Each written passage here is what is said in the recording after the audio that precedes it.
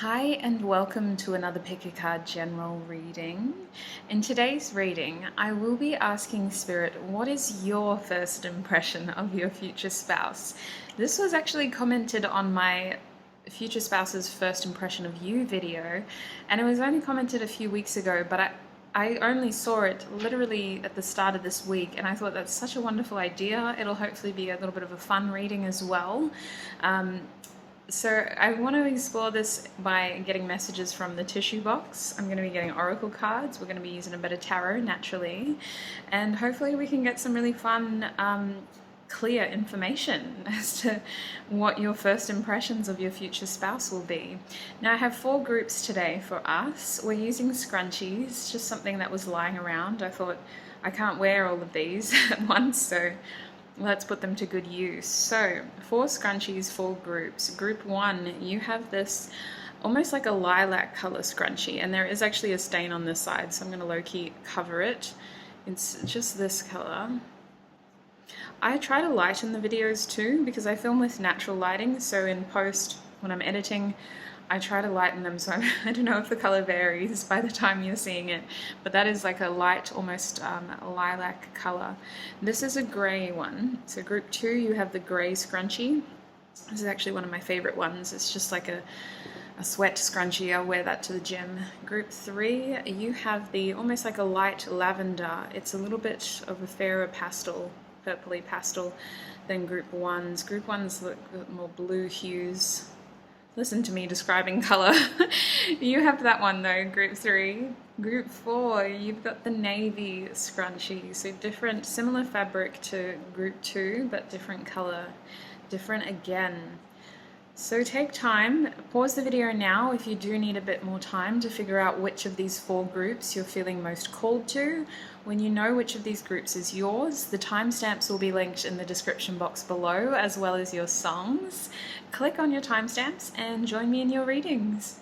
Hi group 1 and welcome. If you chose the lilac lavender scrunchie, then this is going to be your reading. So group 1, we're asking Spirit, what will your first impressions of your future spouse be? I actually want to start with tissue box, what am I trying to say, messages, and then we'll delve into a bit of tarot and oracle cards as well. So group 1, please Spirit, what is their first impressions of their future spouse? Okay. So we've got Cancer here. So you might be meeting your person between the ages of 19 to 25. However, if that's not going to be the case for all of you, what this is telling me is your first impression of your future spouse is that they're quite caring. They have somewhat of a nurturing, strong foundations energy around them. I think that this person is hard to get close to initially though. When I think of Cancers, I think of them as very independent, cardinal people who definitely show affection towards others, but it's hard to sort of get into their close circle. You almost have to earn it. It takes a lot to be that person in that Cancer's life, but once you are under their wings, they become very protective and almost maternal over you. So I think your person, regardless of gender, is someone who is very nurturing in your eyes. We also have Uranus, so this is also Aquarius. So this energy is the feeling of reinventing. So your person may be a little bit different. They may look physically different to people who you are usually associated with. This person may have differences in their background, appearance, it could be their lifestyle. They may have recently reinvented themselves when you're meeting them. I think of Uranus as like a very freeing, liberating energy. So this person could be a lot of fun to be around. They may have made some foolish choices. You may have seen them acting like a fool a little bit. But mostly this energy is very like, they kind of do what they want to do regardless of what other people are doing. This person is very much a go-getter in the sense that they don't always go with the grain. Sometimes they're doing things outside of the box, or they're breaking barriers as well as the message that I'm getting. There might have been something in the way that this person communicates as well. Their speech might be fairly unique. They might have unique ideas, for example, or a very unique perception or perspective on things. This person may have opinions that kind of intrigue you, because you're like, why? Like, you're just curious about the way this person's mind works, apparently. We also have Earth, so this person could be an Earth sign. I have a feeling that they are quite a down-to-earth person. Your first impressions of them is that they seem to be very materially based. So they might dress well, they might drive a nice car, for example. They could be a Taurus, Virgo, Capricorn sign, or but more so, I just feel like they're very connected to Earth. They might like to be outside a lot. They might have pictures on their social media of them out in nature, for example.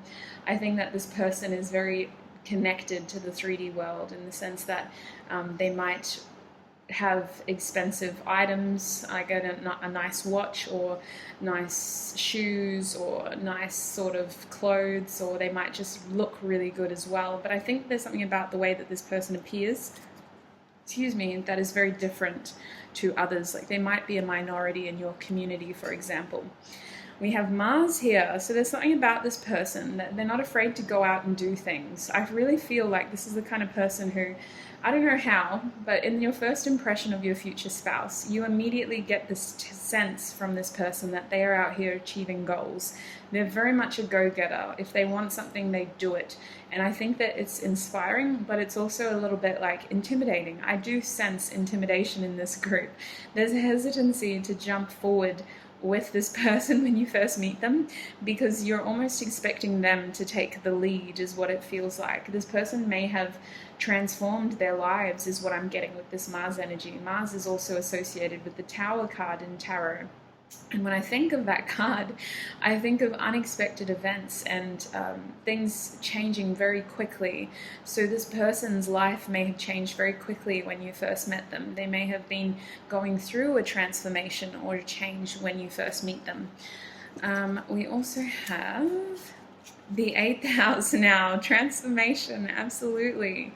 This is the kind of person who just keeps reinventing themselves. Between Uranus and Mars, now the 8th house, this is someone who is constantly transforming. In fact, they may end up doing very well for themselves in their lifetime with the inheritance here. This person may have received an inheritance that sort of gave them a leg up on their financial position, which they were then able to grow into more of a legacy. But I just feel like this is the kind of person who is somewhat mysterious, because when you first meet them, you're like, how did you do it? How did you do it? How are you this successful? How are you this optimistic? Or how are you able to achieve all your goals? Like, there's something about this person that is still very mysterious. After your first meeting them, your first impression is that they are still transforming, though. So I want you to know that even if this person may have been through transformations before, or has had to reinvent themselves before, when you first meet them, your first impression is that they are technically still transforming. You kind of come into their life at a time when they are still going through something. So we have Capricorn now. So here's an earth sign. We had Scorpio, Aries, Cancer, Capricorn, Aquarius. So the 10th house is all about traditions. It can at times, no, I wouldn't say contracts. It's more structure. It's very practical. It's following things in a very traditional sense. So it's kind of contradicting our inventive Aquarius energy. I feel like this person has a serious streak. I feel like there is a part of them, as inventive as they are and as transformative as their life appears to be, this person actually has long-term plans, and they may share some of their long-term plans with you when you first meet them. I feel like your first impression of them is that they are out here for the end game. Maybe you straight away get this sense that this is somebody who isn't here for like cheap relationships. Like, they want a commitment. They're someone who you need to commit to in order to be close to them. I think that there is a serious element to this person that prefers planning and relationships to be practical, in the sense that they don't waste time because they're so focused on other areas of their life. This person seems to be the kind of person who, when they get into a relationship, it is about something that is more serious and settled, not just something that's going to confuse them or distract them from their goals. Now, I also have I want to say, this is technically the north node, but it was also showing me the south node. So what this is saying is, depending on how it appears, it could be north, it could be south. I feel like this kind of feels like someone who you might have come in and out of your lives a few times before you end up making a commitment. It kind of feels like for some of you, this isn't going to apply for all of you because it did kind of show up like that in the North Node as well. It kind of feels like some of you may have some sort of iffy history with this person before you end up in a relationship with them. It's kind of telling me that you may have baggage with this person before you're able to actually be each other's spouses. So you may share some sort of history that isn't necessarily resolved, and you trying to make peace out of that situation is what instigates your relationship with them. But overall, I feel like this is the kind of person who is very aware of their past, and your first impression of them is that maybe their past just doesn't add up to their present. You're kind of in their life or you enter their life when they're still trying to make peace with something that's happened in their past. It's still very much a process that they're working through here, is what I feel. So in terms of initials, we have the letter V. Oh, I just heard very, very. Why very? Very free. So this person may be hesitant to enter a commitment because they are still trying to transform and become this person with career goals. I think that they are someone who is difficult to tie down because they only settle down if they know it's going to be worth the investment. We have F here as well. What else do I have? I have a C. So these initials could be yours or their first, middle, last name. Please don't feel disheartened if the initial you're expecting isn't here. We are a beautiful big community, and can't possibly have every initial in every reading. We have an X, so I do feel like you guys have experience. There's a shared history here. There's a feeling of you come in and then maybe it doesn't quite work out from the get-go, but eventually there is an opportunity to have this person be your future spouse. We have a T. I also have an N. What else? We've got a Y. This is interesting. I like doing the initials first. We also have a J. I just heard Judy. I don't know what that means. I think that some of you guys get a bit struck by a person. You're not really expecting to be as attracted to them as you end up being. There's this feeling of like you lose yourself a little bit when you first meet them. There's like nerves and awkwardness and a lot of like giggling, and it's just like you kind of find yourself feeling like a little kid again with some sort of schoolyard crush. We have a T, so this person could have double letters in their first, middle, last name, or you could. We've got 2 T's now. We also have a Q, so I think one of you tends to be a little bit more reserved. There's a feeling of quiet here, so maybe there is radio silence after a while. This person might leave your life and you don't hear from them for quite some time. And we have another J, so definitely double letters. All right, in terms of other messages, I have thinking. So I feel like there's a lot of thinking at the beginning of this connection. One or both of you is really attracted to the way the other person thinks. There's a way that this person communicates or their point of view. It might be the way that they talk. It's something about their speech, their throat chakra, that is very attractive, and it makes you look at them twice. It makes you want to talk to them more. It makes you want to hear what they have to say more. We have headaches, so I do feel like there's a bit of confusion here after you first meet them. You're like, I'm attracted to this person, but like, what do they want? They're so focused on their work, or they're so focused on their transformation, and they're so hard to get close to with that Cancer energy. I know that they're a nurturing, kind person, but I can't seem to get close to them. We also have maybe, yes, there's a bit of and ahhing when you first meet each other. There's this feeling of more, is that actually worth getting myself into? Is this going to be a relationship I really want in my life? We have happiness, so you need to know that there's going to be actually a lot of good times. As confusing as the beginning seems to be, this is the kind of person who does create a lot of happy memories with you as soon as they meet you. So there is a lot of happiness here, and it's those sorts of signs that are trying to guide you towards the fact that this is your future spouse. But I also feel like there's this feeling of like things just aren't really tying up together as best as they could, especially with that Aquarius energy. This person might just not be who you were expecting to fall in love with. We have greed. So somebody seems to be greedy, apparently with time. Someone's greedy with time. There's this feeling of you don't get enough time with this person in the beginning, and it's hard to ground the connection maybe, and then you have to come back and make it work again. We have sacral chakra. There's a lot of sexual passion here from the get-go. There's something about this person that's very inspiring. Like, I want to say that they might be a bit of a muse for you if you are a creative person, if you're an artist or a songwriter or some sort of creative.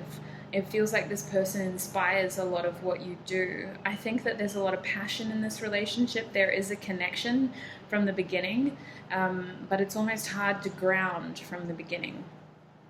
We also have, I'm grateful for my options. So one or both of you may be playing the field a little bit when you first come into each other's lives. I think that you or your person, potentially both of you, seem to be in such a transformative period that you have so many options to take, whether it's romantic or career, or that could be what makes it so difficult in the beginning. There's a lot of growth when you first come into each other's lives, but it's confusing because the growth seems to be steering you away from each other. Now, we also have, I'm grateful for my job. Yes, somebody here is a workaholic. It could be both of you. You could both be. But definitely somebody is very focused in their Mars energy of that 8th house, just trying to create structures and foundations and really trying to transform their situation into something more. There's a lot of excitement in their life when you enter their life. We have September, I'm grateful for my wisdom. So this is the kind of connection that elevates your circumstances in the sense that you become wiser because this person came into your life. Even if it was a false start or a rejection or it didn't seem to work out the way that you wanted it to, your first impression of them is that they are very smart. They seem to be very wise. They seem to be very aware of where they're meant to be in life. And this is the kind of connection that wisens you up as well. So eventually the two of you come together, you become each other's spouse, but there is this feeling of awkwardness when you first meet. And I do feel you on your end getting a little bit of like butterflies and not really knowing how to take control here because your person is so cardinal. They're really in their masculine energy. Even if they are a female or feminine, they're very much in their masculine energy. It's hard to take control away from them. So let's get a little bit of tarot and we'll see what else tarot has to tell us. What is group one's first impression of their future spouse? Excuse me. Yeah, they just flashed the Two of Pentacles to me. So your person seems busy all the time. They seem to have a lot going on. They seem to be very good at juggling things, but they also seem to be a bit of a lone wolf. With the Three of Pentacles reversed, they keep their circle tight. They don't let people in too easily. We have the Two of Wands now as well. So they seem to be very stubborn. They seem to be hard to get close to. They seem to be on their own path, and it's hard to infiltrate that path. It's hard to imagine a future with them when you first meet them. You kind of look at them and you go, wow, that person is so inspiring, but how do I get to them? With the Ten of Pentacles reversed, you kind of say to yourself, well, the two of us just can't have a future together. And it seems very attractive because this person seems to be creating a lot of wealth, but it's almost like you're on the outside looking in at this wealth and this community that they're creating. And I think it's really frustrating because they seem to be giving energy and time and love to other people. And for you, you're on the outside looking at them giving and giving and giving and almost just wishing that they were giving to you. I see this person having to pull away to follow their passions or follow their dreams, or perhaps you do. There's this feeling of your paths seem to veer away from each other, but eventually you end up coming back together. So what is group one's first impression of their future spouse, please? Group one's first impression of their future spouse. We have the Three of Cups. So I think that they're a very fun person to be around. I think you really enjoy each other's company. I think they're very funny. They seem to have a beautiful mind as well. I think that it's really hard to get close to them though because the circumstances aren't serious. Your first impression of them might be that they like to drink. They're a little bit of an alcoholic for some of you. I think that you create a lot of fun, happy memories together, but the circumstances just aren't serious. It's hard to ground the connection in the beginning because you just seem to be going out and having a good time together, and you're never really alone with this person. It's really hard for you to get this person alone. They always seem to be busy. They always seem to be with other people. We also have the Strength card here reversed. So I think that you see this person as someone who is very strong, but also a little bit afraid. Like there is an element here that you recognize in them, that where they seem to be afraid of something, or they seem to be still developing or finding their strength. I think that you are aware that this person is still coming into their power. There's a part of you that can appreciate that this person is still transforming, and your first impression of them is that they are very kind, they are very compassionate, they are very strong, but it's almost like they don't have time to be all of those things for you. So it's very disarming and hard for you, because you are almost like on the outside looking at this wonderful person, falling in love with them, or at least finding yourself very attracted to them, but struggling to get to them. So I want to get oracle cards. I want to know how this connection ends up progressing, because it's a very telling way of identifying who this person is. Like it's a very specific situation in terms of your first impression, but what happens? How do y'all come together? Group 1, how does group 1 end up coming together with their future spouse? We have home, so you two do seem to travel away from each other. So Spirit is saying that eventually you need to remember that what is meant to find you will not miss you, or what is meant for you will not miss you. There's this feeling as though you both come back together. There's after perhaps this feeling of veering away from each other. I also feel as though there's an element here of like this person is so hard to not think about. They give you a headache. That's how often you think about them. They almost pull you back towards them when the time is right. The two of you just end up coming back together. I really feel like if there is a distance or a separation, you two seem to end up back together at the right place at the right time, because we do have the clock here. So divine timing is definitely at play in a connection like this. Anything else you can tell us about group 1 and how they end up in union with their future spouse, please, Spirit? Oh, excuse me. We have unexpected visitors. So Spirit is saying there's a surprise that brings the two of you together. You're almost not expecting to see each other, and yet one of you is. So one of you is actually planning this, and the other person doesn't expect to see you. I just feel like expect the unexpected in a connection like this. You're almost not meant to know, but I definitely feel like one of you may be switching up and taking charge. It could be you, the viewer. It almost feels like someone isn't expecting to see the other person there, and then it happens. It almost feels like it's been a while and it's shocking, but it's very welcomed as well. Like there's this instant connection of, wow, I've missed you. We also have Golden Palace in the reverse. So it comes number 23, 41, or 27 might be significant to you as well. The two of you come into union after a period of having to discover your own strengths, is what it feels like. When I think of the Golden Palace, yes, we have this gorgeous Golden Palace, but we have this thicket jungle here first. So there is a feeling as though you two are able to come into union. That's why this is your future spouse, but you almost have to go out and solve your own problems first. You have to go out and work through your own jungles in order to come together. And I want to say that this is an ongoing process. It's not about you solving all of your issues before you can be with someone you love. Spirit is indicating with this card reversed that there is still healing needed when you come into union with this person. But I feel like for most of you, this person may actually help you heal. So it's not this feeling of you have to be completely healed in order to come into union with your future spouse. It's more so that you are awakened and wise enough to identify what is causing you pain, what may be limiting you from being the best person that you can be.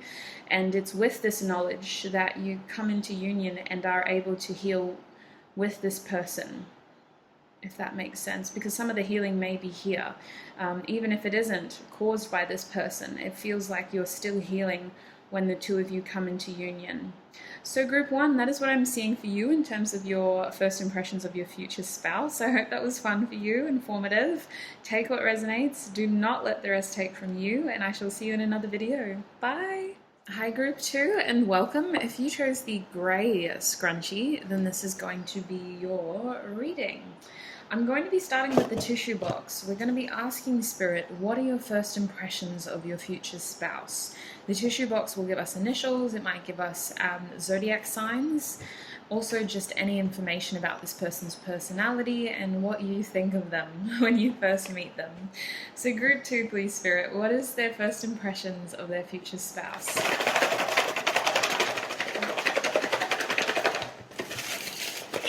Okay, let us see. Oh, you got a little bit, just a little bit. All right, let me pull this over here. I will start with, we might actually start with the blue. So I've got the south node here, which it could be the north node, you know, if it were written like that. But it was literally right in front of me, wide open like this. So there's something about this person's past. I don't want to draw too many conclusions yet. Group 1 also got that for them. I feel like there's something about this person's past stands out to you. There's something about, I'm hearing don't let the past hold you back in a connection like this. So we'll see what else we can get. I've got the 12th house now, Pisces, so endings. This person may be trying to end something when you come into their life, and it's a bit tricky. It's a messy situation that seems to be lingering in their present. We have surrender, some sort of secret, hidden, jail could be significant here. But the 12th house is usually about endings and tying up loose ends in order to move forward. Pisces is such an intuitive sign as well, so I really feel like it may not be overt, the information, when you first meet them, but you kind of get this feeling like they're not fully ready for a relationship, perhaps. There's this feeling as though they're still tying up loose ends. They're still trying to work through something. We have the 9th house now, so Sagittarius, gambling, risk, luck. I feel like there's an element here. Some of you guys might meet this person in university or college. We have higher education on the side here. So some of you might meet them when you're trying to study, to gain more information about something in your life. But mostly this is talking about taking a risk or gambling something. And sometimes this gives me a high stakes energy. So I feel like your future spouse seems to be a little bit on the rocks when you meet them, in the sense that they seem to be trying to move into something, but they've still got one foot on the other thing, if that makes sense. Like, this is an all or nothing situation, and yet it's like the Sagittarius energy is telling them go for it, go for it, go for it. But there's something in their past that is still holding them back. There's an element here of like, that we need to do this first before we can do that. For others of you, you may meet this person, if you are religious, at a religious event or at some sort of spiritual event or workshop. Some of you guys, religion has to factor as a factor in this connection as well. We have Aries now, so very young energy. Your first impressions of them is that they seem to be very impulsive.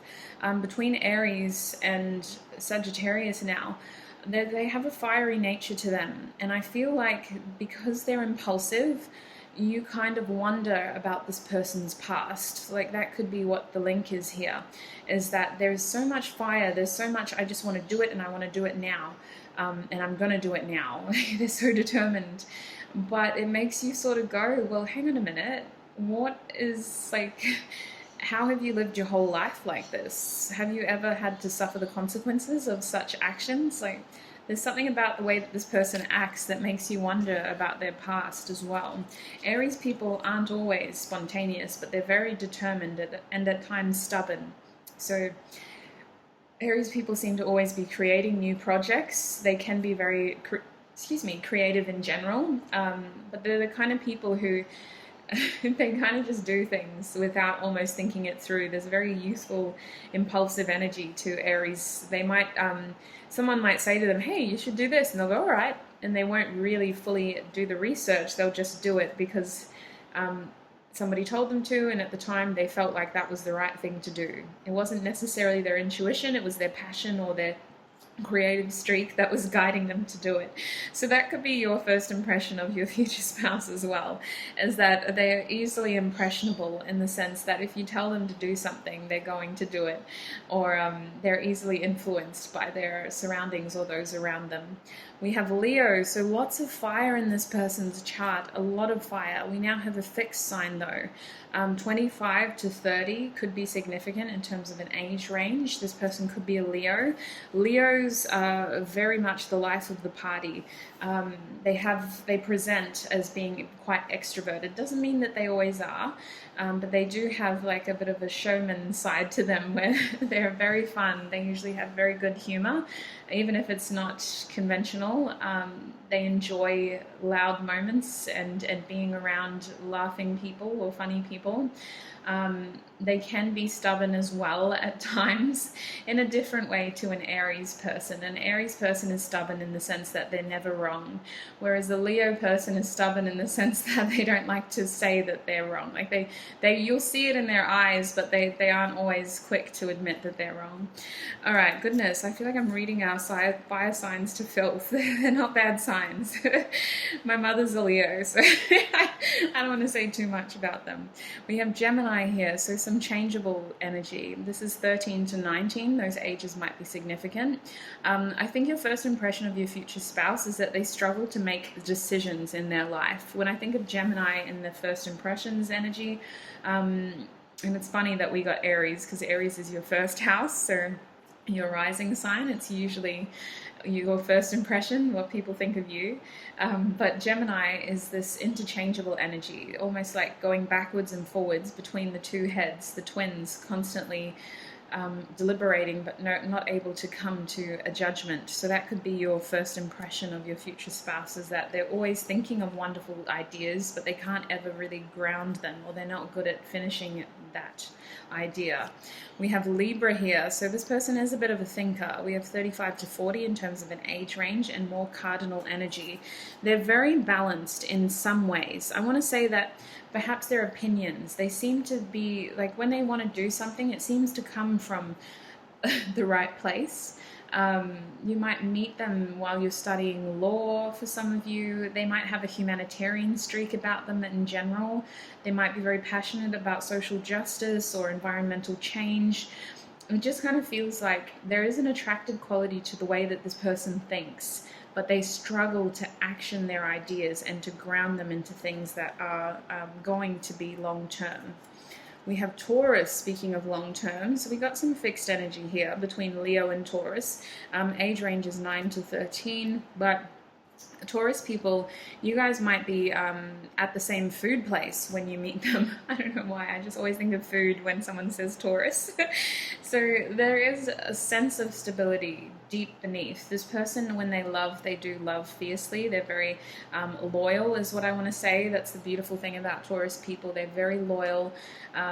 They usually have beautiful big hearts, and at times it's just you're not always drawn to it, because Taurus people are notoriously distracted by shiny things as well. So this person may really impress you in terms of the way that they look, in terms of what they say, because I think with Libra, they seem to be very aware of social events, or maybe even like broader events of what's going on in the world, but you kind of realize that this person is very much a little bit of like a lost soul, in the sense that they mean well, they have beautiful big ideas, but they don't really know what they're doing in life, and they don't know how to make these things happen.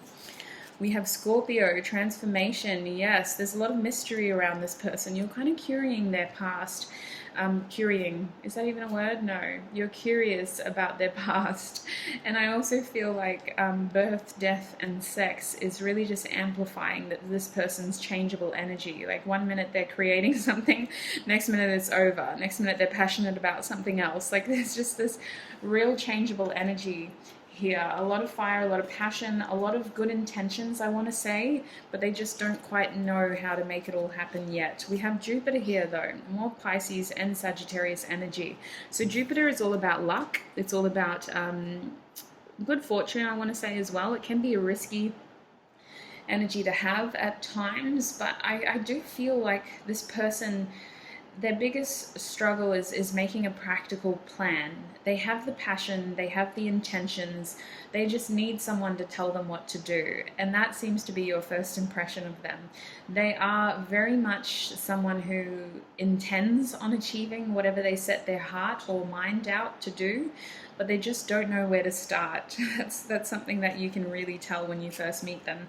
I think that they seem to be very lucky though, in the sense that you're curious about their past and you're like, how have you survived this long, living so vicariously on the edge? Like, how have you been able to do this?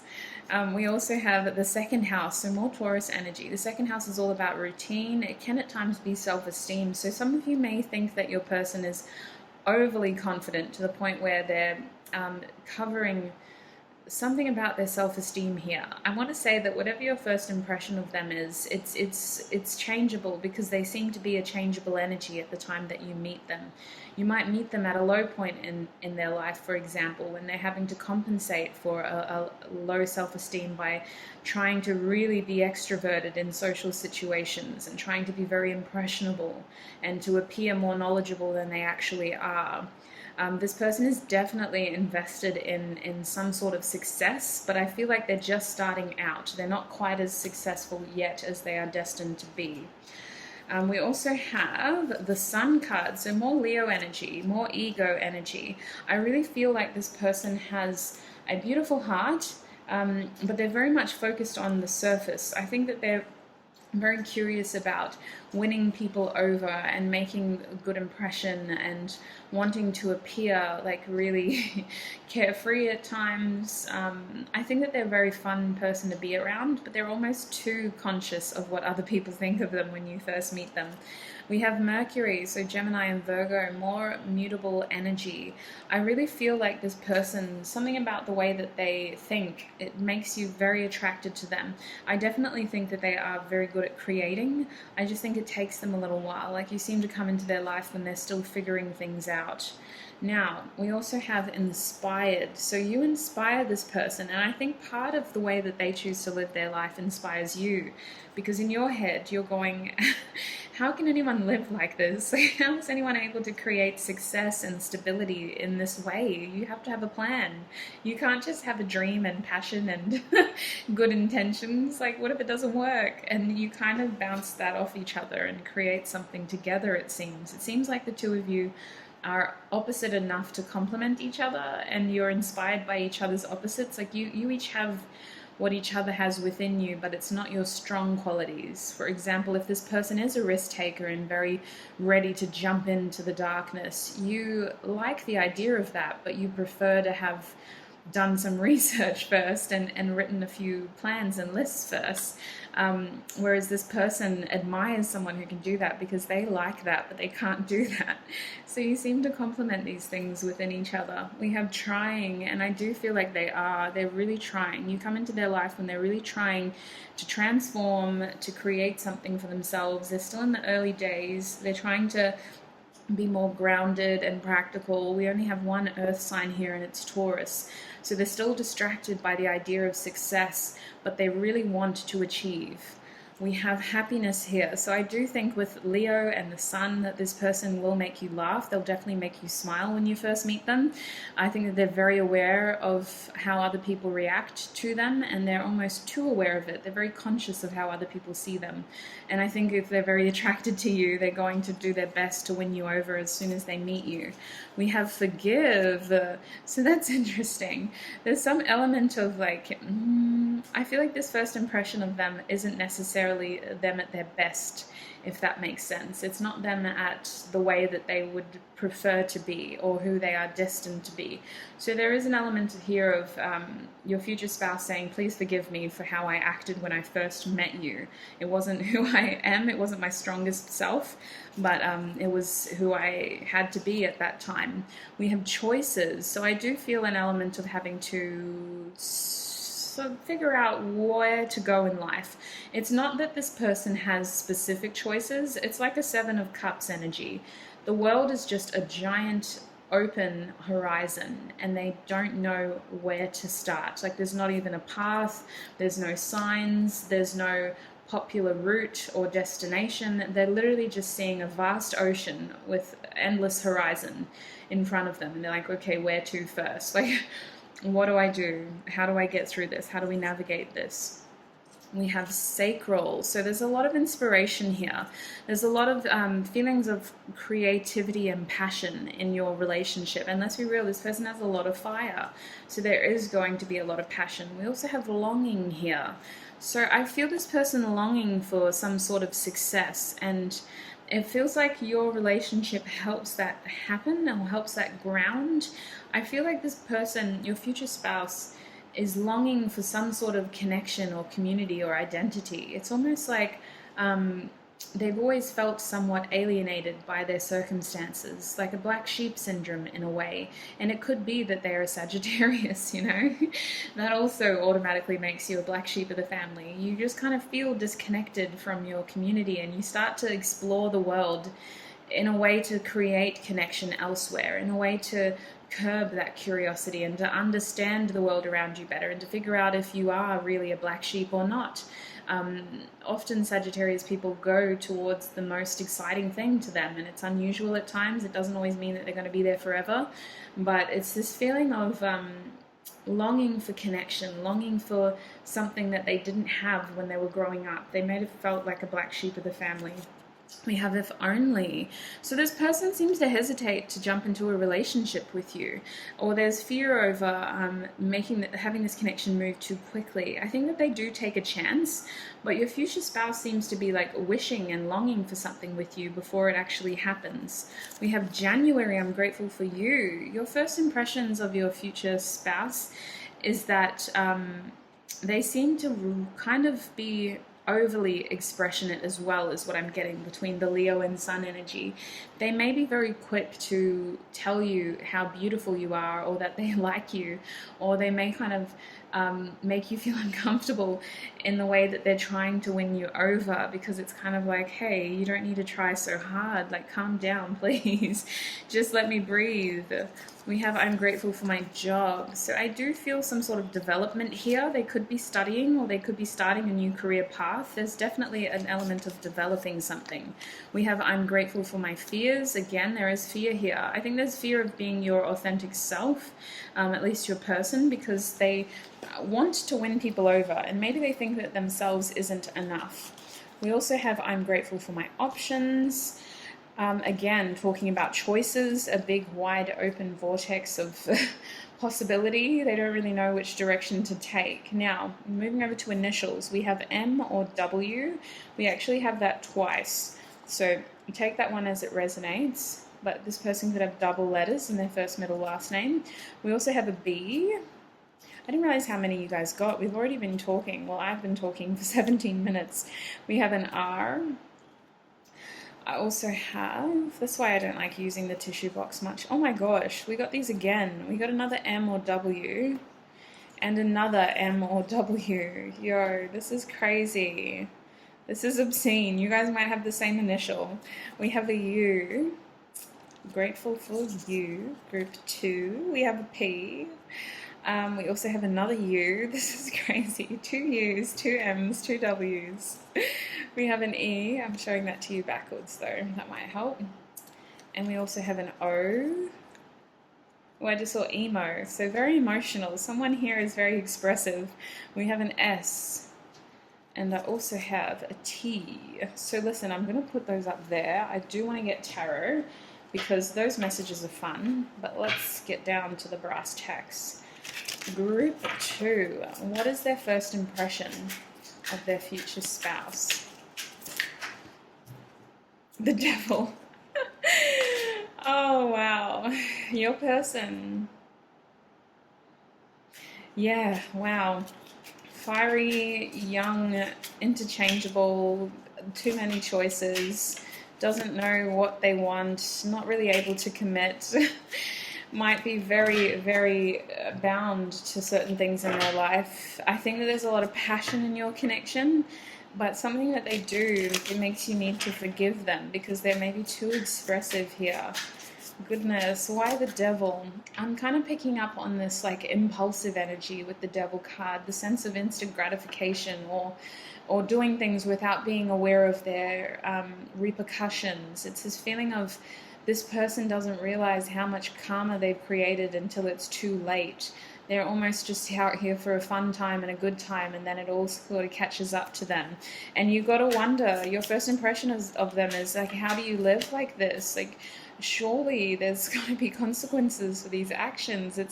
It's beautiful to be so optimistic and open, but that's not the nature of life. Every action has an opposite or equal reaction. Why do I always come back to that? Listen, you guys might be studying physics or something. Okay, we have an 8 of Wands, so creativity, communication, passion, fast-moving energy.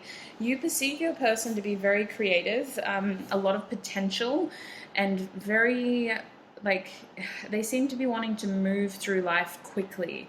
Like, you see them as the kind of person who, when they join a company, they do everything they can to be the manager as quick as possible. You know, that's the energy here. This person has either an entrepreneurial mind, where they're wanting to create something for themselves. They're very much wanting success in their life. They're almost selfishly chasing success. And I think that they're very passionate in how they do it. They get very distracted by the passion within them, almost. Goodness. Group 2, what is their first impression of their future spouse? We have the Ace of Cups and the Sun of Wands reversed, yes. So this person seems to be incredibly attracted to you, Group 2. From the minute that you meet them, you sort of go, hang on a second. This is a first impressions video, but with the South Node, you may share a history with this person, so take this message as it resonates. It kind of feels like this person tells you something about their feelings that makes you question their intentions. You start to go, wait a minute, are you just saying that because you want me in bed? Basically, that's the energy that I'm getting. I feel like a naivety to this energy. It's very young, it's very... Even if they might be chronologically or like biologically older, there's a feeling as though they just follow their desire, they just follow their passion. And I think that they have a lot of strong feelings for you, my Group 2s, but you struggle to trust that because of this Page of Wands in reverse. You're struggling to trust their intentions here. A page is a very curious energy who usually gains experience and wisdom through whatever suit they're in, and the Page of Wands is a very fiery, creative, at times sexual suit. So part of you is questioning whether they're saying these things or doing these things because they want sexual experience. It makes you sort of go, whoa, listen, let's just slow it down. I know that we both like each other. You've been very clear in showing me that you're attracted to me, but I need to know that you're not just going to hit it and quit it. Like, we need to slow this down. I don't trust what you're saying because it's all just about this, or it only comes out when you're drinking, or that you only talk like that when other people aren't around, or so you kind of... Spirit saying someone here pumps the brakes and is like, wait a minute, no, we got to slow this down. Ace of Pentacles reversed, yes. So your first impression of them is that they struggle to commit. They're not someone who's here for a long time. They're just here for a good time, you know? With that Ace of Pentacles reversed, they're a bit selfish. The first time you meet, they might have to ask for your forgiveness because they're just following their passion and not aware of the repercussions. So what changes for Group 2? We have the Wizard of Awareness in the reverse. So some of you guys tell this person no, actually, that that's not good enough. I think of this as the Three of Pentacles reversed, and also just the threes for me are about expansion in one way or another. It's this feeling of expansion through collaboration or sharing your time with others, like the Three of Pentacles, or by being more planning where you're investing your energy into, with like the Three of Wands. Or it could be the Three of Cups, creating moments of joy and connection through emotion. Or it could be the Three of Swords, you know, having to work through some of your mental barriers and blockages, or healing elements that you maybe didn't think were as significant as they were. When it's reversed, I just feel like there's an element here of you can't really move forward until something is brought into the light here. It's like this connection, what changes in your connection group 2 and what helps this person come into a commitment and be your future spouse is they almost need to individually, without you telling them, realize how they are limiting the potential here. With the Wizard of Awareness, it's like they need to be aware of how their actions, their behaviors, what they've done to you is limiting their potential. They need to, in their own time, come to an understanding of everything that they've done, and that if they want something successful, with you especially, then their behavior needs to change. But they have to come to this awareness by themselves. So group 2, please, Spirit. We also have coming apart.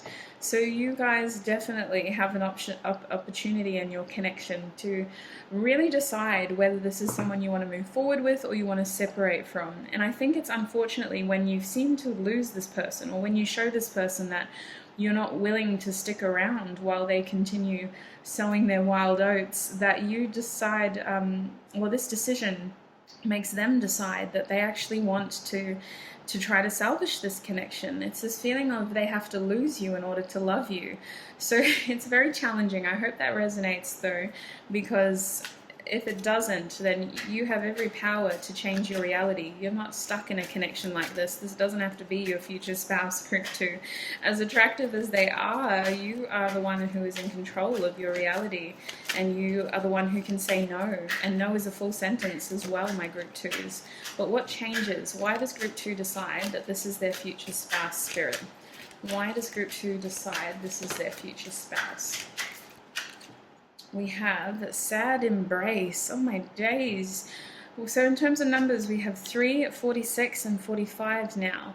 Sad embrace. This is actually the number 9 when it's reduced, and the 46 is 10. So I feel like there has to be an ending in this sort of relationship. There has to be an ending, because the way that this person presents is not actually ideal in terms of spouse material. You love their passion, you love their drive, but they need to understand that their actions have consequences, and they have to do that in their own time. So there is a period here of separation apparently for you guys.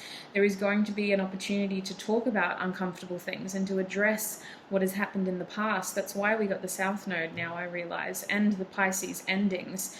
You guys seem to have a period where this person has to realize what they're doing is not okay. And if they want someone like you in their life, they have to change these actions, these cycles. They almost have to lose you and mourn you in order to have you again. And I do see this person harnessing their Sagittarius energy and unexpectedly popping up in your life again when you literally least expect it. Look at them at the door on their knees trying to get a way into your home. It's almost like your door was actually not even open. It just happened to be unlocked one day and they kind of snuck in, and you felt the breeze come through and you're like, what the hell? Oh my God, there's somebody, wait, why are you here? That's what it feels like. This person comes at an unexpected time, and it is somewhat at a time when you're either really happy with this 4, like you're somewhat bored maybe, some of you. There's this feeling as though you've got structure in your life with the 4. You're not exactly thriving, but you're definitely surviving with that 4. You're not all too happy about your circumstances, but you're definitely stable. And then this person comes back in and you're offered a new opportunity. So whatever the hell they say, it makes you want them back in your life, group 2. That's all I can tell you. I've got to cut this reading and move on to group 3. I hope it was informative. Remember that you are the creators of your reality. You do not have to put up with anything, especially if it is limiting your true potential. Take this reading as it resonates. Do not let the rest take from you, and I'll see you in another video. Bye. Hi, group 3, and welcome. If you chose I think I called this lavender in the intro. If you chose the lavender scrunchie, then this is going to be your reading. So group 3, we're asking Spirit about your future spouse. We're trying to get information as to what your first impression of your future spouse is.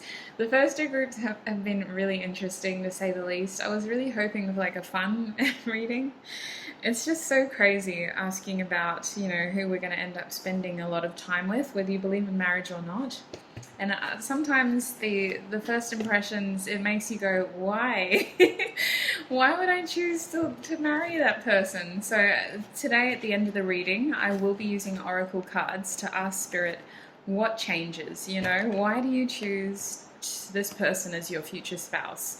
But we're going to start today with the tissue box. It's been a while since I've used it. I don't want to get too many. I've made the mistake with group 2 of doing that, and it took up a lot of their reading.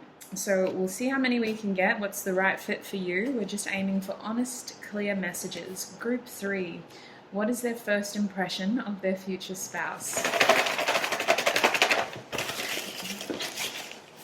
Group 3. Oh, yeah, that's pretty decent, actually. Not too much, not too little. All right, I'll start with the colored paper. We have Jupiter for you. Interesting. This just came out for the last group. So we have Sagittarius and Pisces. Jupiter's energy, group 3, is all about, it's kind of like luck, is what I like to say. Jupiter is fiery. It's forward moving. I don't know why, it's so far out in the solar system, it doesn't move that fast, but I always feel it as like a bit of a spontaneous energy, mostly because of Sagittarius, I guess, but Pisces is slower. Pisces kind of slows this energy down a little bit and makes it feel more intuitive. So there's almost this element of shooting your shot in this relationship, with some sort of soul recognition or soul understanding. It's like your intuition is guiding you towards success. So you perceived your future spouse as being intuitive in some way, but they mostly presented as being a bit of a risk taker, somebody who wasn't afraid to blaze their own trail, is what it feels like. They have a fiery nature. They also seem to have people gravitate around them. I always think of Jupiter as the planet whose moon is, you know, one of Jupiter's moons is the same size as Earth, so they're a big deal. Jupiter energy people are a big deal. They seem to be somewhat of a trailblazer, especially in this group. I keep getting that they inspire others, and they may have inspired you. Your eyes might have been completely rose-colored when you saw this person for the first time. We have the third house now, Gemini. So you might have met them through a sibling. This person seems to have shared a community with you when you first met them. You may have met them in public somewhere at like a community event, or even down at your local store, apparently. There's this feeling of communication here though, so you did have the opportunity to talk to your future spouse fairly quickly after you first met them. For others of you, it was like you were longing for communication, like you might have seen this person from across the room or across the car park for some of you, and you instantly were like, I need to talk to them. You were very curious. When I think of the third house, it is communication, but with Gemini there, I also feel like there's thinking here, there's planning, there's overthinking, there's curiosity, there's wanting answers, there's trying to figure someone out basically by association almost, like, oh, who are you with, like, what are you doing here? A lot of curiosity around this person. They may be very much, in terms of physically, there may be an element about them that's a little bit different, even with that Sagittarius Pisces energy. You seem to find yourself drawn to them, not fully understanding why. We have the moon energy here. Yes, so there's a lot of intuitive connection in this group. There's this feeling of recognition and secrets, but pull. When I think of the moon, I just think of like a gravitational pull, especially for you. It's this feeling of being pulled towards each other and not really knowing why, not really knowing what to say even, not knowing what to do next, but you're kind of just following this impulse, this compulsion to do this. And I really feel like there's something about this person that's really intriguing. You're so curious about them. The moon is all about mystery and secrets and illusions as well. So there is a feeling of curiosity here that keeps you wanting to see this person more and wanting to get to know them better. We also have Gemini again, so they could have air in their charts, or you could, but your first impression is that they're quite changeable in the sense of maybe they're new to town, or they're new to your friend group, or you haven't ever seen them before, or they just look like someone you've never seen before. There's something about them that's just different is what I get. And I don't usually get that for Gemini, but what happens is you start to find yourself just thinking about them and overthinking about them and asking whoever you're with questions like, hey, did you see that person? Like, that was so strange and I can't stop thinking about them. Where are they? To the point where, like, if this is a community thing, by the time you guys are ready to leave the event, whoever you've gone to the event with will be like elbowing you and nudging you and going, hey, look, there's that person that you were talking about before. Why don't you go up to them? And you're like, oh, no, I don't know if I should. In fact, you're in a bit of a hesitant energy. I think that for many of you, your person initiates conversation with you. And that's when you just let all the questions fly. You're just asking them everything you can in such a short space of time. In fact, some of you may get word vomit. That's what I feel. Just, saying so much that you're stumbling over words, or you're finding whatever you're saying, your speech is clumsy. You're just struggling to articulate the conversation as clearly as you wish you could. We have third eyes, so intuition is definitely at play in your first meeting. Your intuition is like, ding, ding, ding, ding. Talk to them, talk to them, talk to them, look at them, notice them, where are they now? Let's go find them. You got to talk to them, talk to them. You're just like filled with confusion in a way, because you're wondering like, why?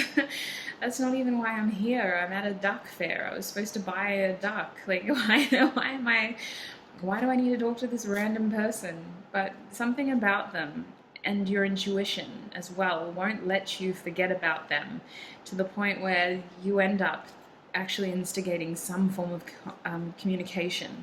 We have root here as well, so I'm feeling like your root chakra is guiding you towards this. For example, when these kinds of things happen, you may have moved towns, right? And it may take you a while to settle into your new circumstances, whether you've changed jobs or moved towns or moved house. But whatever this change was, it meant that you had to reestablish yourself in that present moment. So this new career meant that a lot of your circumstances changed. Your routine changed, which in turn meant that your friend group changed, because who you were hanging out with before works at a different time than you. Moving house meant that you visit different stores to buy your groceries now. You're not going to the old places you used to hang out with or go to.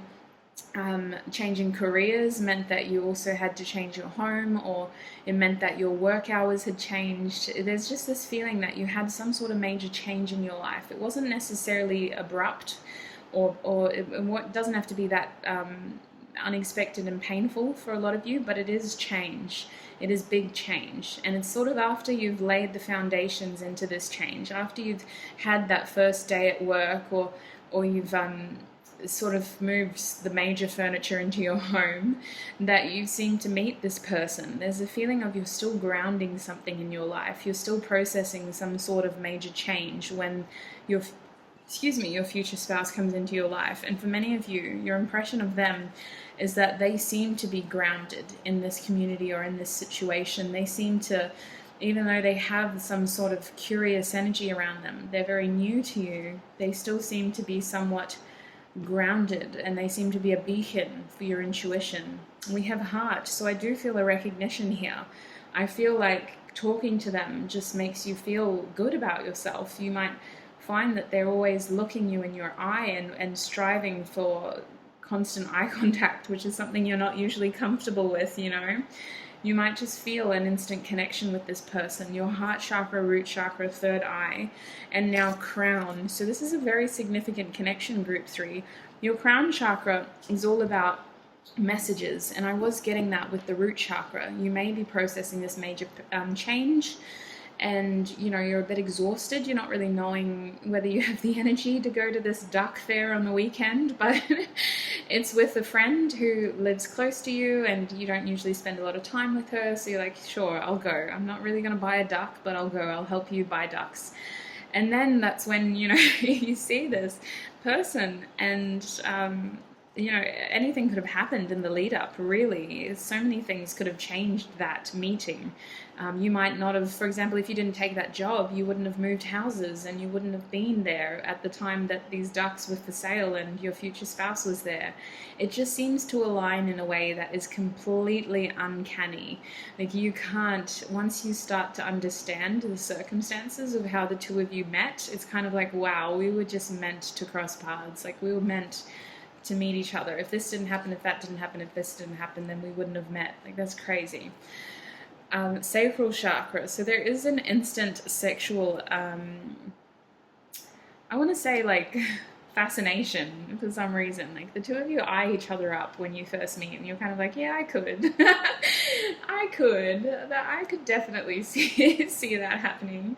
I think that there's a lot of, like, playful flirting here. Like, this person makes it obvious to you that they're interested in you.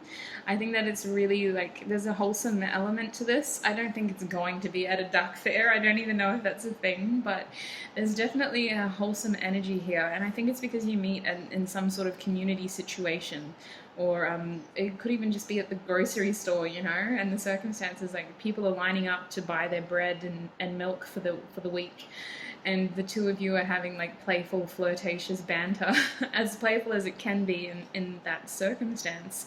So it feels a little bit wholesome in a way. Now, I also have February. I'm grateful for my love. Wow. So the feelings come on strong in a connection like this. You instantly feel a connection, and it feels like a soulmate. I'm not going to lie, group 3. It's the kind of connection where you just know, and as soon as you talk, even though that you're giggling and there's, like, awkward word vomit moments, you still just feel like you don't want to stop talking. Even though what you're saying may not make sense because you keep stumbling over words, you just want to listen to them talk, and you want to be in their energy all the time. We have same, so this is all mutual, by the way. As exciting as your person is, they are going through the same thing as you. You feel like, I'm an idiot, why did I say that? Or maybe I'm just stumbling over my words because I'm nervous, and do they know that I'm nervous? And your person is thinking the exact same thing. The two of you are very much enjoying each other's company, and very much nervous of messing this moment up, in the sense of not wanting it to end and not wanting to say the wrong thing and offend the other person. And I honestly just see an instant connection here. July, I'm grateful for intimacy. These are all my soulmate cards. Oh, I love this. This is such a beautiful energy, honestly. My cheeks are sore. I've just been smiling this whole time, and we're at 13 minutes. It's just such a beautiful energy. July, I'm grateful for intimacy. So July is like my Cancer energy. That's what inspired this message, and we've got the moon up there. So this with I'm grateful for my love, Pisces, there is an instant heart connection here. Instantly, you feel in your heart space that this person is significant, and you need to make more opportunities to be with them, in terms of you want more time with them. Yes, instantly you find yourself imagining spending more time with them and wishing for more time with them. And I see you wanting to yeah, it's just like you're just wanting to tether your life with them, because you've had so much change recently. You have a completely blank slate. Like, this person comes into your life as you are still grounding major important things in terms of a career or a home or study situation. There's so much change recently, and to have this, it's almost like a confirmation as well of, okay, I must be in the right place. Maybe that move, as scary as it was the right thing to do, because I've met this amazing person, and they make me smile and they make me laugh, and I'm a little bit quirky and uncomfortable around them at times, but I just want to hold them all the time. We have it is always on my mind. So throughout this whole conversation that you first met your future spouse, I see you just like wanting more moments, and you're constantly just saying to yourself, like, now, you've got to tell them now, you've got to ask them now, just ask for their number, what are you doing, ask them now, quick, they're going away, oh, you're going to miss your chance. Like, you're laughing and you're smiling, but your mind is like, tell them you like them, or ask them for their number, quick. Ask them what their whole name is so you can stalk them on Facebook. Like, it's this feeling of your mind is is just screaming at you to seize this opportunity. And it's not just your mind, it's your third eye. Your third eye is like trying to tell you, like, this is a significant person. We have, in terms of initials, W or M. Take that one as it resonates. We also have an E.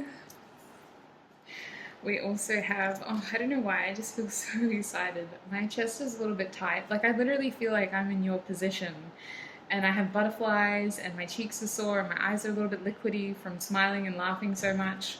And we also have a P. Oh, I heard playful. So this person appreciates your playful energy. Even if you think that you're a bit dorky or a little bit weird, this person likes that. They really do. We also have an H or an H. I say H. We have an A. We have an F. So this person gets, your first impression of them is that they're very cool. They seem to be cool, calm, and collected, but they're not. That's all a facade. Their first impression of you is that they gotta have you. Like, in their head, they're saying first. You know, like we do in YouTube comments. They're just like, first. Nobody else can have this person. They're new and they're shiny and they're mine. Like, oh, let's get some tarot. Let's figure this out even further. Delve deeper. Okay, group 3. What is their first impression of their future spouse? Group 3. What is their first impression of their future spouse? We have the 4 of Pentacles. Yes, your first impression is, I can't let you go. You're mine. You have to be mine. There's a hesitancy too, because like on one hand you don't want the moment to end, but on the other hand you're struggling to do something spontaneous enough to keep the moment going. So it's kind of like you've got all these cogs turning in your mind, like thinking of like, how can I extend this, or how can I make sure that I see this person again? Group 3, we also have the 6 of Pentacles. Yes, you instantly feel like this is your person and I could spend the rest of my life giving to them. I think that they strike you as someone who is very giving. They seem to be very compassionate. They seem to be very charitable. You might see them helping others in the situation that you're in. They seem to be very kind, very understanding. They take time to connect with you. I do feel like this person makes an effort to make eye contact with you or does some sort of gesture to let you know that they're giving you all of their attention in that moment, and it just makes you want more of their time instantly. Group 3, what is their first impression of their future spouse, Spirit? We have the Father of Pentacles. Yes, your first impression is that this could be the one. They could be long-term. They could be someone who I end up marrying. They could be someone who I at least want a relationship with. I see you really wanting to spend more time with this person. They seem to be very reliable. They seem to be someone who you want to get to know better. You instantly feel connected to them. And I think that they're very funny as well as what's coming through. They have an interesting sense of humor that just knows when to break the ice. You know, they know when to make you laugh so that it's not too uncomfortable of the first time meeting. But I also just see you seeing a lot of potential in this person and in this connection as soon as you meet them. They could be very physically attractive too. You may be physically attracted to their body or their hair or their eyes, because I do see them really locking into your eyes. I definitely think that even the way that this person smells or carries themselves, they're very physically attractive. Group 3, what is their first impression of their future spouse?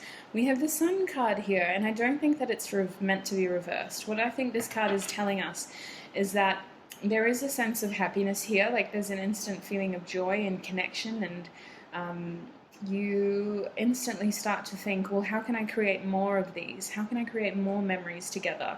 And I see your mind taking a bit of a pessimistic turn during this first meeting, during these first impressions, because part of you is like, this is too good to be true, or like, how do I make more out of this situation? How do I ensure that I have more memories with this person?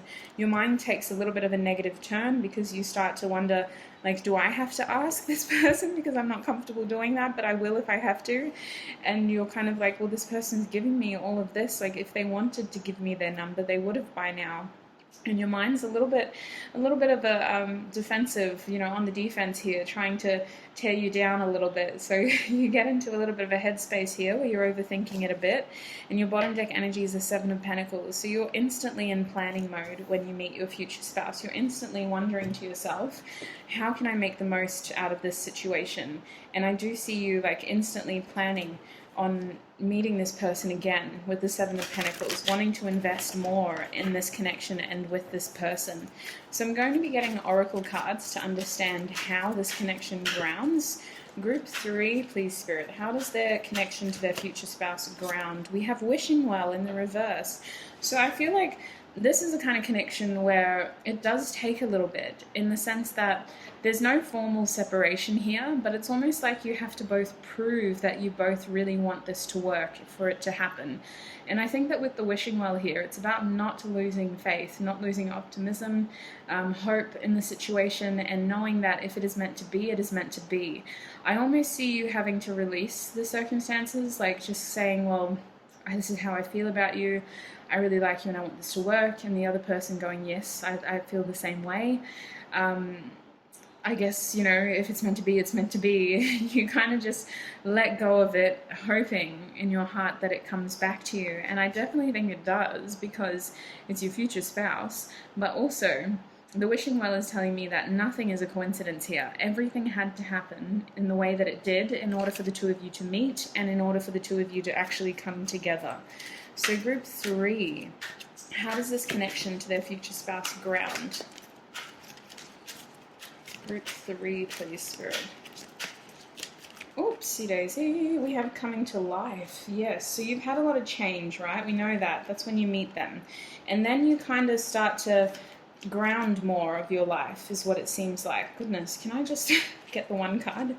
You seem to ground more of your life here. You seem to be able to feel more sure of your circumstances. You seem to start to feel safer in your new beginnings, and things aren't as scary or new as they once were. I definitely feel like a lot of communication helps with the blue on this card, but it's like other things have to fall into place in order for this connection to properly ground. You almost have to wait for something to thaw out, or for something to be set in stone, or for something to finish in order for this to begin.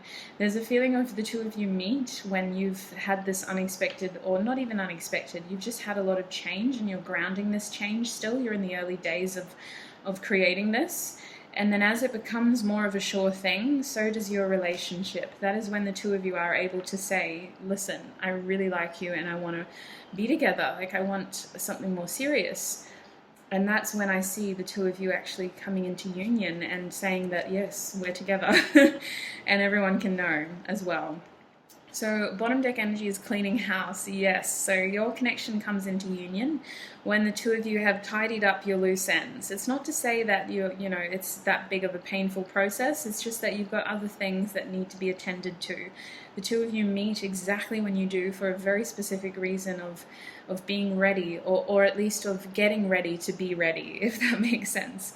You kind of go, wow, I really like this person, I really want it to work, but I still have to do this, this, and this, and I'm going to make sure I do those things now so that I can be with this person.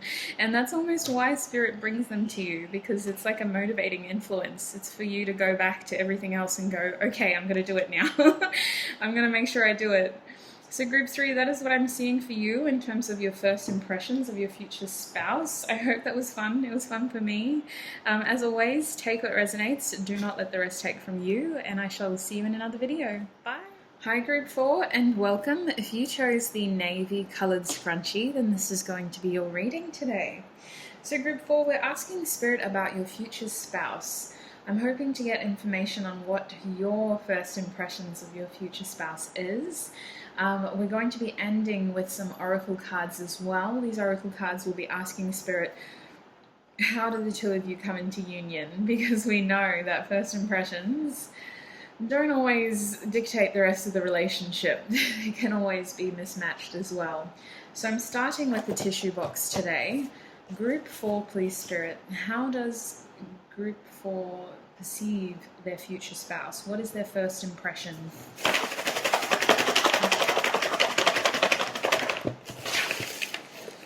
Interesting. Bloop, bloop, bloop, bloop. Oh yeah, that's not too bad. That's quite a... I tried to be... Group 2 got out of hand. My hand was huge and I got way too many things. So I've just been trying to be modest in group 3 and 4, but you got a decent amount here. Alright, so if I start with the coloured paper, group 4, your first one is the North Node. So I really feel like your person, well, the first time you met them, it was very... I kind of want to say North Node inspires me in terms of an energy. It's like your direction, your purpose, your path. It's like moving forward. It's aligning yourself with your true direction in life. Your North Node in terms of your chart is like who you end up becoming or what you strive towards. It's an indication of who you may be, what your career might be, or who you end up becoming in this lifetime, what goals you achieve, and the kind of impact that you have. So this is big energy to have in your spouse reading. What I feel is that this person made a big impression on you. This person really impacted your life from the moment they came in. They gave you this energy of, this is my person. And I really feel group 4, like with the North Node here, there is a strong feeling that this person came in and just changed the game, if I'm honest. Like, they just changed everything. I don't feel like it was singularly, like it was just them though. I just feel like when they came in, everything started changing. So, and we also have Pisces, endings, surrender, jails, hidden secrets, the 12th house. And the 12th house is all about endings. It's literally at the end of your birth chart, and Pisces is at the end of your zodiac. So I really feel like this person sparked something and may have come into your life at a time when you were aligning with your true purpose. Your first impression of them was that they may be in a similar boat. You know, group 4, they may have been ending things, or they may have been on the kind of precipice of starting something new here, of becoming who they were truly destined to be. I think that you saw a lot of potential in your future spouse the first time you met them. In fact, what I'm feeling is that some of you fell in love with their potential. They weren't yet who they were destined to be, but you could see how they were going to be that person, and that's how what you kind of fell in love with. You fell in love with their potential. We also have foundations, 4th house, Cancer energy. So your 4th house is literally about foundations. It's like your home life, I guess. Some of you, this is someone who you ended up having children with, but I feel like your future spouse, first impression was that they are going to be good with children. Like, regardless of, you know how you just get that energy off people? Like, some people are just meant to be parents, or you just know, like, this person is just going to be a good parent. They're just going to be someone who is very nurturing and paternal or maternal and just gives you a lot of confidence. Like, you're kind of like, that person needs a child, because too many people who aren't necessarily clued in on parenting end up with a lot of children. But I really feel like you got this sense of familiarity with this person. I think that they had a very nurturing energy, and it made you feel a little bit safe to be around them as well, is what I'm getting. We also have the 3rd house now, which is all about communication with Gemini. Also thinking there's a sense of connection here in terms of potentially a shared community. Siblings may be a factor in this first meeting. I just feel like this person, something that they may have said to you, it may have been really far out. Like, it may have been, I'm feeling the Pisces energy here. They may have presented in a way where they gave you this impression that they were onto something pretty big, or the conversations that you were having were very like introspective or just really otherworldly. You may have had like a really far out DNM with this person when you were first meeting them. It kind of feels like some sort of conversation was key in grounding this connection in terms of identifying interest in them. It was something that they said to you.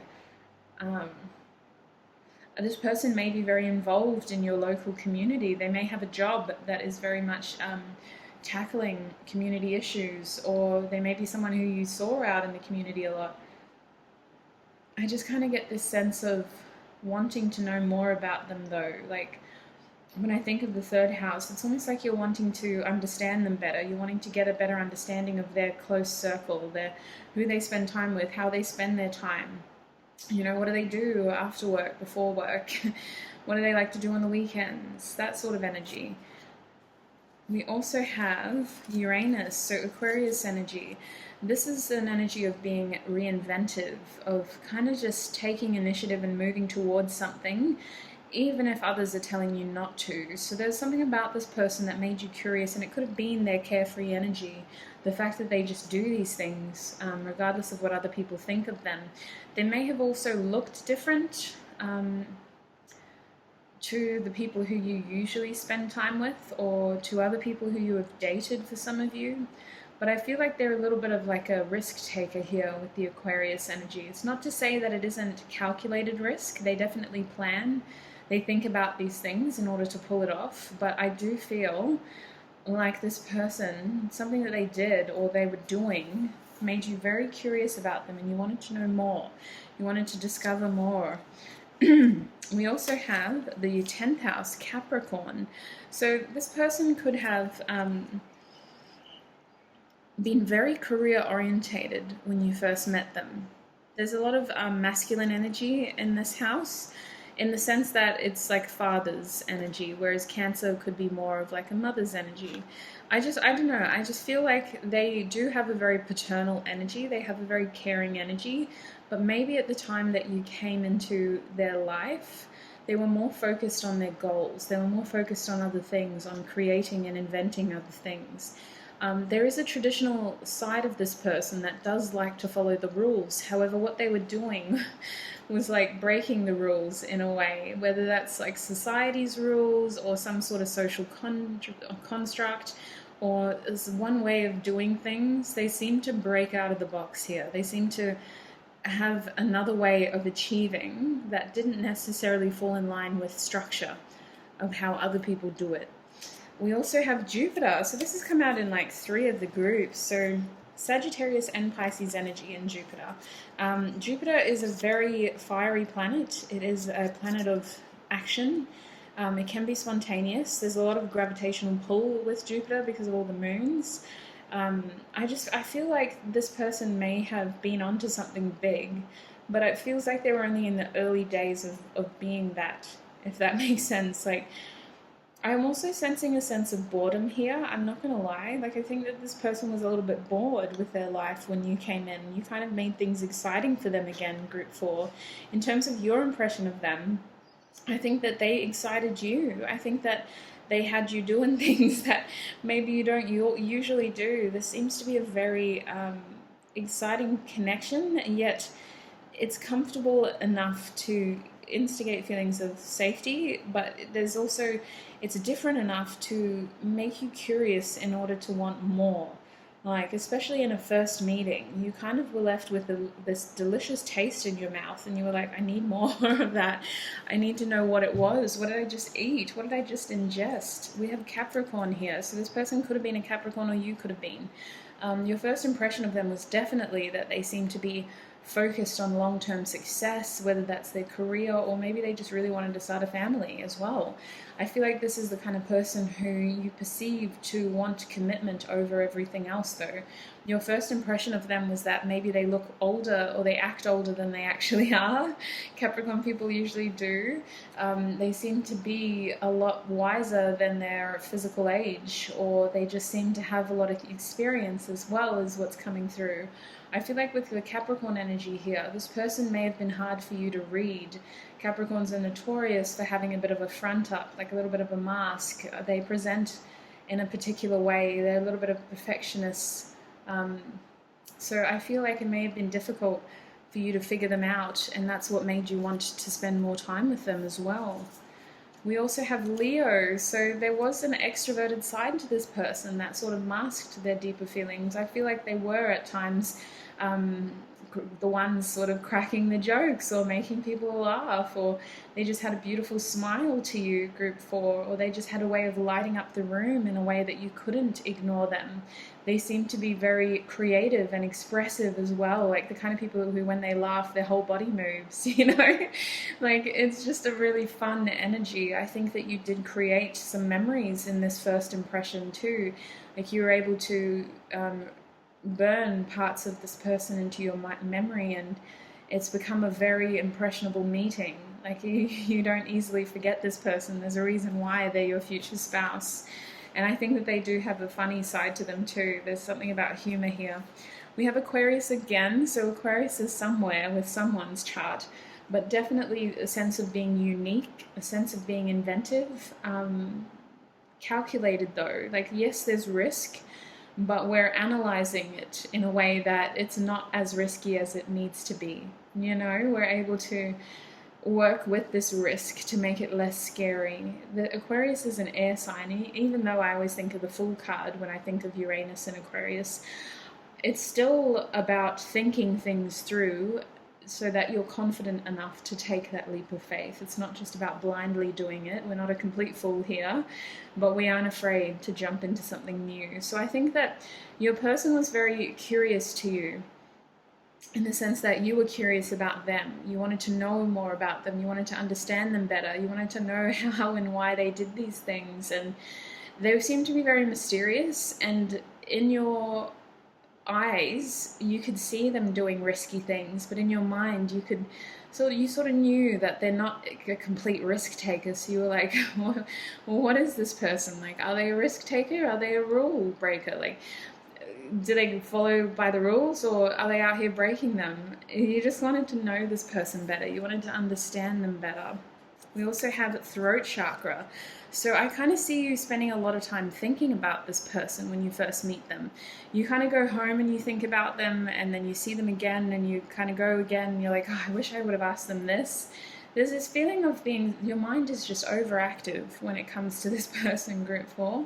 And I really feel like communication is what helps this connection ground, because you seem to have so many questions in your mind about this person. And it's almost like maybe they're so invested in other things, or the local community apparently, that it's hard to actually sit down and talk to them about this. But your throat chakra rules your mind as well. And I don't know if it's just because I'm filming this at the time when we're still experiencing a full moon in Gemini, but it really feels like your head is just constantly thinking about this person. And I think you wish that you could speak to them more. I think there's a longing here for constant, regular communication. Yes, look at this longing, throat chakra, longing for the throat. Oh my god. It's really this feeling of like you can't stop thinking about them, and then they quickly become low-key an obsession, group 4. Like, really, you start thinking about them so much that you're longing for them. And I think that this longing can be very distracting from the actual nature of this person. Like, you've almost over romanticized them and you've fallen in love with their potential instead of who they are. But obviously they end up becoming your future spouse, so we'll figure out how that happens at the end. We have root chakra here. So I'm feeling changes, I'm feeling growth. I definitely think that this person has the opportunity to leave something behind and step into something new, and that you're able to sort of witness the early days of that. It's almost like you're getting to see this person grow. You're seeing them establish themselves in a new way, and it's exciting, but you kind of want to know more about their past, is what I feel. Like, you want to know more about how did they get to this point. We're also looking at remembering. So I see you creating memories that you're very fond of during this first meeting, or at least those early days of meeting each other, of getting to know each other. I also feel like there's part of you that feels really comfortable and safe around this person. There's this sense of home around them, group 4. That's why they become your future spouse.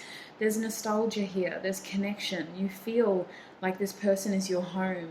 They feel familiar, and yet they're so different to anything that you've ever experienced.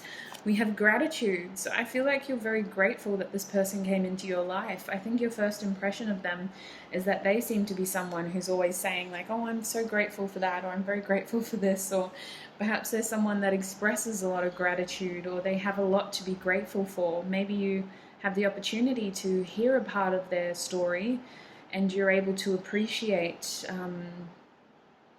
like where they are now. It gives you like they're living proof of gratitude, and no matter how hard life gets, there's always something to be grateful for. We also have it is always on my mind, so I am sensing a lot of overthinking here, like just a lot of curious questions buzzing around in your brain, and you just want answers. You're just like, where is this person and how do I pin them down for long enough to ask them about their story? We have I'm grateful for my soulmate. Yes, this is definitely a very big connection for you because you can't stop thinking about this person. That's what makes you think. You're so in your logic. You're very much stuck on them in terms of your mental space that you're not recognizing that that's the sign that this person is something more than maybe they were, or your other relationships have been. There's definitely a sense of comfortability here, like you remember each other from a past life almost. You feel safe, and yet you're completely new. You know, your head is saying like, I don't know this person, but why do I feel like I trust them? We also have karmic partner, June. So that could be what the ending is. This person could be coming out of a very tough karmic cycle, regardless of whether that's a relationship or circumstances. When I think of karma, though, it isn't all bad. Karma is just this idea that, you know, what you put out is what you get back. So maybe there's this question about karma when this person comes into your life. Like, am I ready for them? Do I deserve someone like this? Or what's going on in their life? Are they ready for me? Like, is this what is meant to happen? But I definitely feel like something is taking root at the times that you meet each other for the first time. And I keep saying times because I almost feel like you come together and you go away, and you come together and you go away. And it's during these early meetings that you're able to formulate a first impression. It takes a few goes in order for you to decide how you feel in terms of a first impression. We also have I'm grateful for family. So family definitely seems to play a role in this connection one way or another, whether it's siblings or parents or children. Family definitely plays a role. In terms of initials, these could be yours or theirs. We have an M or a W. Apparently that's supposed to be a W. We have a K. We also have an R. I have another M or W and another M or W. Oh my days. That happened for one of the other groups too. That's crazy. All right, so don't feel disheartened if your initials aren't there. Obviously, we only got 3 technically, so goodness. I'm going to be getting some tarot as well to see if we can delve a little deeper. Even though I've already been talking for 18 minutes, I do want to see what tarot has to say. Group 4, please, Spirit. What is their first impression of their future spouse? So we have the Page of Wands for you in the reverse. So there is a lot of attraction here. I just feel like you're questioning whether this relationship has potential. You're questioning whether it has the opportunity to become something more, or if it's just passion. Like, am I attracted to this person because they're physically attractive, or is the reason that I can't stop thinking about them because we're meant to grow this into something more? And it's almost like your mind stops this from being too much of a sexual union, is what I want to say. Some of you, this does start maybe as a sexual union, but I don't think so. I think that there's a lot of confusion over how you truly feel in the beginning and when you're first meeting them. Group 4, what is their first impression of their future spouse? Group 4. We have the Moon card in the reverse. Oh, okay. We have the Moon card in the reverse. So this energy is all about confusion. It's all about feeling conflicted because what you're seeing doesn't match what you're feeling. And it really feels like your heart is saying, like, this is home, this is foundation, this is security, this is family, this is connection. But you're not seeing that. Your mind is telling you otherwise. And it's almost like you're wanting more time to understand this. You're wanting to figure this out. There's a lot of confusion when you first meet this person. And I'm also sensing fear. like in the sense that you feel like you can't get the answers you seek. You're afraid of actually asking the questions, black and white. What is Group 4's first impression of their future spouse, please? We have the, what is this? 7 of Cups, more confusion. Yes, a lot of confusion, a lot of overthinking. You're confused over, like, why did this person come into my life? Why do I need to meet them? Why am I attracted to them? Well, how do they think of, what do they think about in terms of me? Am I attracted to them? What is this relationship? What is this connection? Do they feel like this too? And I feel for the most part, you just kind of get a bit lost in these questions to the point where you're not able to embrace what is actually happening in the situation. Group 4, what is their first impression of their future spouse? We have Temperance here. So your first impression of them is that they do seem to have a lot of things under control. I don't think that they wear their heart on their sleeve. I think that there is a sense of spontaneity to them. They might be a little bit childish to you. They might present as someone who at times is a bit hot-headed or dishonest, in the sense of they seem to be very mindful of at times how they portray themselves. I feel like there's an element of this person that is unexpected, like maybe they lead a very unexpected lifestyle, or they travel a lot at the time that you meet them.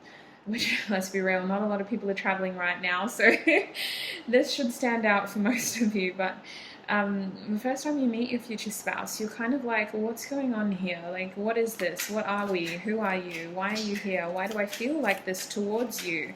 What is the universe trying to tell me? We have the Magician card with the 7 of Swords reversed. Yes, you're questioning this whole thing. You're saying to yourself, surely this can't be true. Like, is this person being honest? Do they mean what they say, and do they say what they mean? I see you just taking a lot of time trying to understand them better and really watching them, like you've really got your eye on them, trying to figure out what they're doing. I think that they're very attractive. I think that they have a little bit of a silver tongue, in the sense that maybe what they say is very attractive to you, but it makes you hesitant to trust what they say. I see you falling for them in terms of your attraction, like you instantly feel attracted to them. But your logical mind is telling you, wait a minute, wait. We have to make sure that this person is who they say they are. Your bottom deck energy is the 9 of Cups. So you seem to be very happy in terms of the first time you meet them goes well. But I think that you don't trust yourself when you first meet them. You don't trust yourself to be able to know whether this is a good person or not. So what changes for Group 3? We have Stuck in the Mud reverse. So when you change your perception, that's when this relationship changes. I definitely think that, there will be some sort of situation here that will help you be less defensive in terms of how you feel. But I definitely think that when your perception of the situation changes, this relationship changes. The truth of this card is that when you get this card, you're not the elephant, you're the bird. You aren't stuck in the mud. You have the ability to break free from these obstacles. But we don't see that at first. We look at this card and we think, oh gosh, I'm stuck in the mud. What a horrible card. The truth is, this situation doesn't have to be as much of a blockage as it is. It doesn't have to be as confusing as it is. And I definitely think that what changes this relationship is this ability to see beyond that, to focus more on the black and white, and maybe not to focus on this relationship at all, but to focus on other things, and to say that, if this person's meant to be in my life, they'll be in my life. We also have Slow and Steady in the reverse, so Hanged Man energy. I feel like what changes in terms of this connection, what makes it your future spouse, is the fact that you start focusing your attention and your motivation towards other things. It's almost like you have to surrender this situation. You have to accept that it is what it is, even if it's a completely confusing situation. Whatever happened. This person is who they are, and I'm not going to worry about it anymore. I'm just going to focus on other things. I definitely feel like a very big change happens once you surrender whatever it is that's holding you back here, whether it's a mentality of, can I trust them, or this idea of, well, do they even like me? Once you just surrender it and start focusing on the things you can control instead, that's when this connection seems to change. Any other messages for Group 4?